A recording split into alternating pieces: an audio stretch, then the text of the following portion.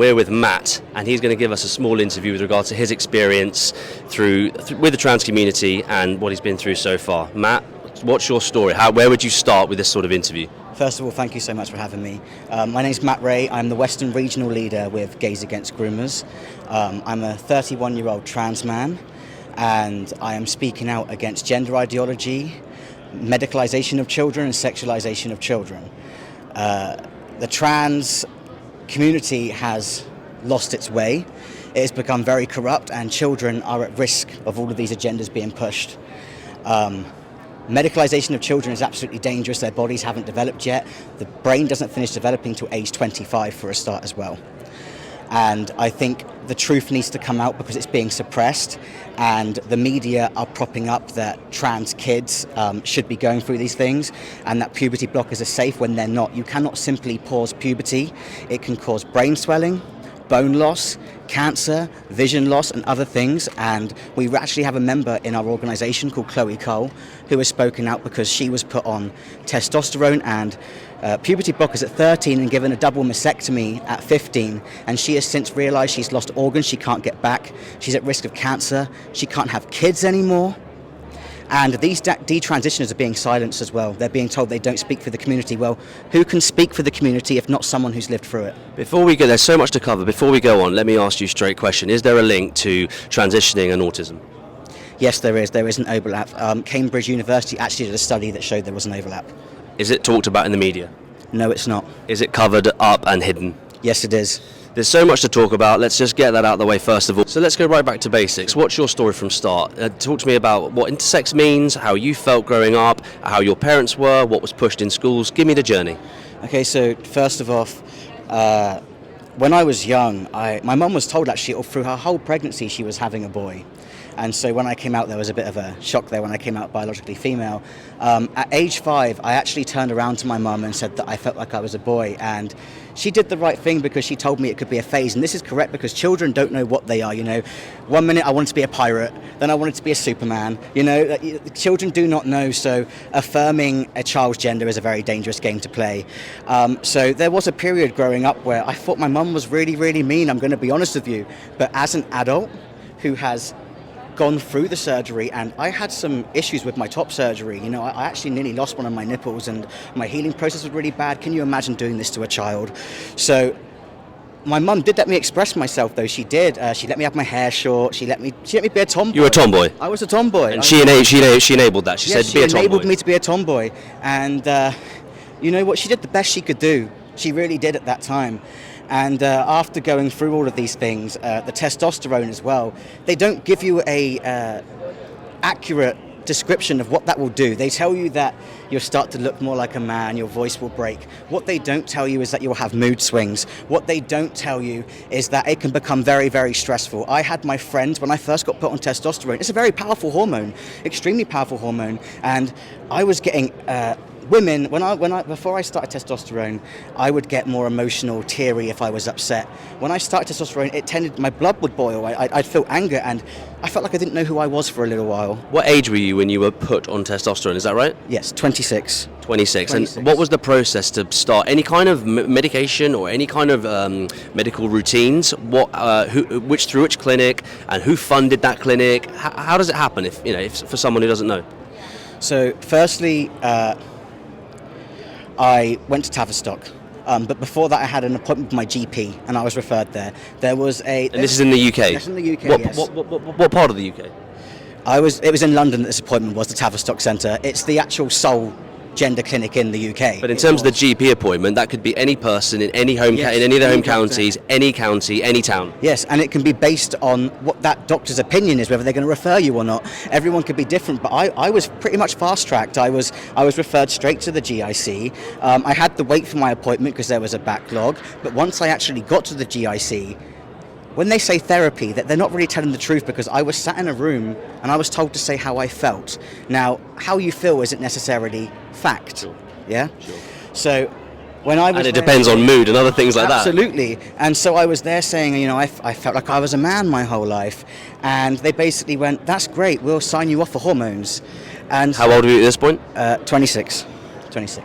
And so I went away, I was on the hormones, and my next appointment would be about top surgery, but that wasn't going to be for another year. There's another wait.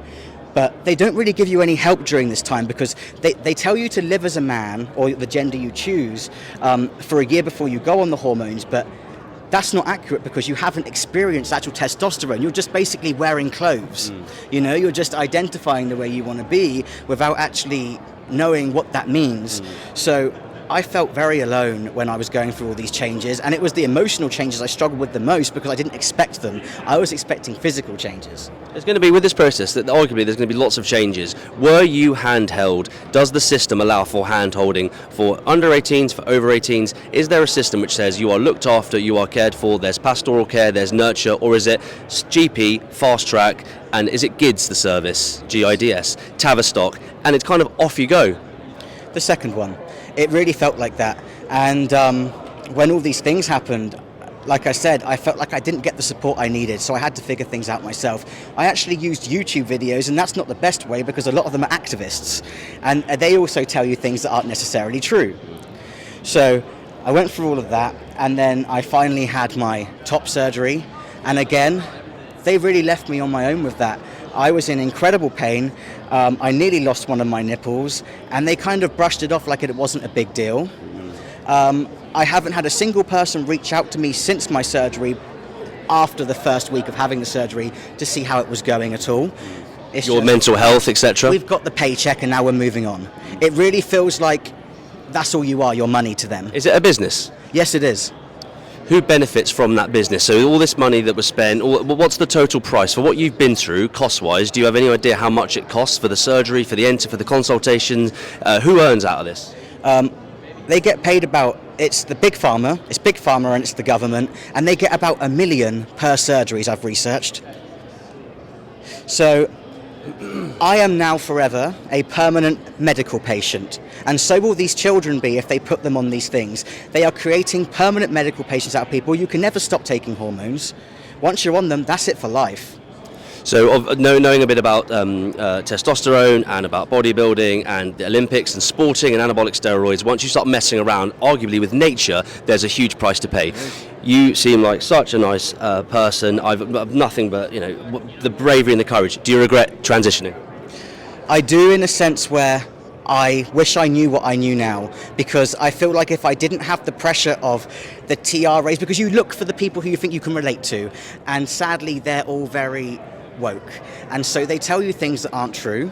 And so I feel like if I had honesty, if Gays Against Groomers existed back then, I feel like even though I am technically intersex, I didn't know I was intersex till I went through all the stuff, so I reckon I would have just been a tomboy. You were intersex, you were a tomboy, but if there hadn't been an agenda, if things weren't being pushed, the socialization, the nurturing that we experience, it's just as powerful, potentially if not more, than nature. If things were different in a parallel universe, you and I might be having this conversation right now, and you hadn't transitioned, yes. You're living a completely different life, and you now don't get to have that life. I agree with you completely. What about censorship and cancel culture and trans activists, and indeed what you stand for, which we are in massive alliance with you on? What about the campaign pushing this? Drag Story UK and the sexualisation of minors, 3 years old, Labour-run councils throughout the UK allowed the individual to come in dressed in drag attire, and all the liberal mums and dads take their kids from 3 and up. How is that, in your opinion, how is that not socialisation? How is that not grooming? How is that not morally bankrupt, or is it? It's grooming in every single way. Here's the thing. I'll put it with when they put the LGBT stuff in Disney and things as well, okay? If you put these mature themes, or these themes in general, in child things, you're getting them to think about a topic they may not necessarily have been thinking about before. You are forcing them to do this, and also it becomes a trend. I have had so many parents reach out to me. One of them said, both my kids told me they were trans. I said to them, what does that mean? And they said they didn't know. I've had so many parents doing this. Someone said their kid came home trans because their whole class is doing it. It is becoming an absolute trend, and the sad thing is the truth is being censored, and these people who are pushing this insanity are being propped on pedestals by the media, and it makes people think that that's the majority, what people think, and it's not, and it's dangerous for the gay community as well. It's very dangerous. Well, it's hugely dangerous for the gay community, but going back to that propaganda, this is all in the name of social justice, isn't it? Yes, so, for example, Turning Point UK, when we table, we talk necessarily about capitalism, socialism, we talk about cultural stuff. We will be called fascists because we stand against the indoctrination, sexualization, brainwashing and grooming of children, and that now makes us a fascist. What do you have to say to that? I find it disgusting, and I get called it every day. I get called transphobic every single day. I get told as well. My head can't even work that one out. It makes me laugh every time. I just think, do you hear yourself? Right. But what's really funny about it, they comment things like, saying these things won't make the right pick you. This should not be a political issue. Since when did protecting children become a political issue? And it just goes to show how sad it is really that society has forgotten what it means to protect children. I think the death of innocence and the fact that we're not looking after our children in the fashion that we should be is the most important point. We know that there's a political agenda, there's a media agenda, there's a farmer agenda. So from an activist perspective, we do what we can. Gays Against Groomers, you do what you can. It must be the end result must be about collaboration, spreading awareness, and standing up for what is fundamentally right and what is fundamentally wrong. Something along those lines? I agree with you. And the sad thing is, so many people are scared to speak out because these people are so aggressive. You know, our organisation, we've had death threats. Someone threatened yesterday to burn all of our houses down, and all because we want to save children from making a choice they could later regret. We don't care what adults do with their bodies. Here's the thing: if a child thinks they're trans, just don't medicalise them because it could be a phase. But if they do really feel that way when they're an adult, they will do something about it. So we've got J.K. Rowling leading the charge, cancelled. We've got Kathleen Stock at Sussex Uni, cancelled. And we've got death threats, we've got vigilantism, we've got militia in the US, obviously where you've got guns as well. We get called fascists for standing up for children's rights. We know for a fact that it's in schools, it's in theatres, it's all over Disney. It's this woke agenda. It's absolutely everywhere. So in terms of cancel culture, people are, to your point, people are afraid to do anything because we're saturated by it, and there's a lack of backbone, there's a lack of stoicism, and there's a lack of traditional family values almost saying over 18 do what you want. But if you're a tomboy, or for example if you're particularly effeminate as a male, let them be that, and then over 18 we will see where we're at. That is both common sense, logic, forget politics and conservatism, even though it is, forget that. This is common sense stuff, it's apolitical. So we must stand together and we must unite. People like you doing what you do, that's courage, that's bravery, you have our respect, and God bless you and thank you so much for giving us that information specifically on links to autism, and medical studies coming out of Cambridge as well. Someone in your position saying, actually, let's look at what the reality is rather than the fascistic agenda to shout and scream us, threaten us, dox us for just talking common sense. I agree with you. It needs to stop. Sadly, though, we live in a society where cancel culture is praised. They encourage it. Celebrities especially encourage it.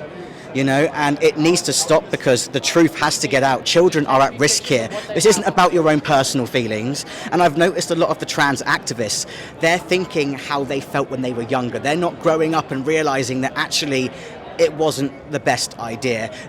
Feelings do not trump facts at all, and people need to realize that. Facts also don't care about your feelings. Last point. We've spoken a lot.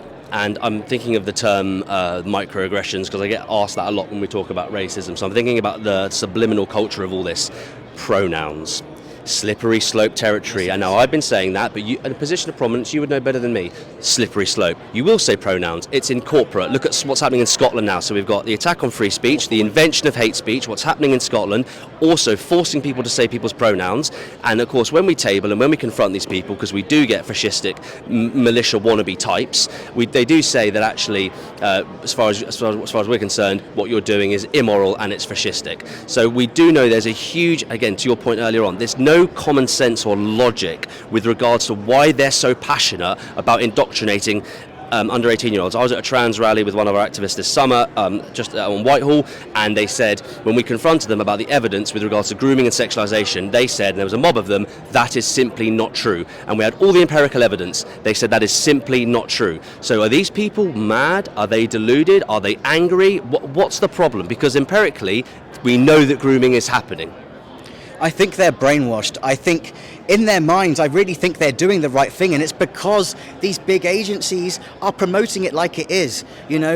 I don't think all these parents who are encouraging this are trying to look progressive. Some of them are probably just trying to do what's best for their kid. Follow the crowd? Yes, absolutely. And so I think it's sad in a way. You know, there are people who are doing it for attention. There are people who just want to look woke and they want to look progressive. But I think some of these parents who are encouraging these children to do this really just feel like they're a terrible parent if they don't, because they're being made to look like it. Some states in America have actually been taking children off of their parents for not letting them identify a certain way. So we've got soft, weak, apathetic liberal parenting, cancel culture, the invention of hate speech, people potentially getting arrested for saying the wrong thing, the forcing of pronouns, drag stories in our libraries, giving out pride and trans flags to kids. I'm not sure what that's got to do with children. And we've also got the issue of doxing. We've got the issue from there, obviously, of the threat of violence. So I guess a couple of closing points, really. We've spoken a bit about what we can and what we can't do, but we're looking at a systemic issue that's propped up by the government and by media.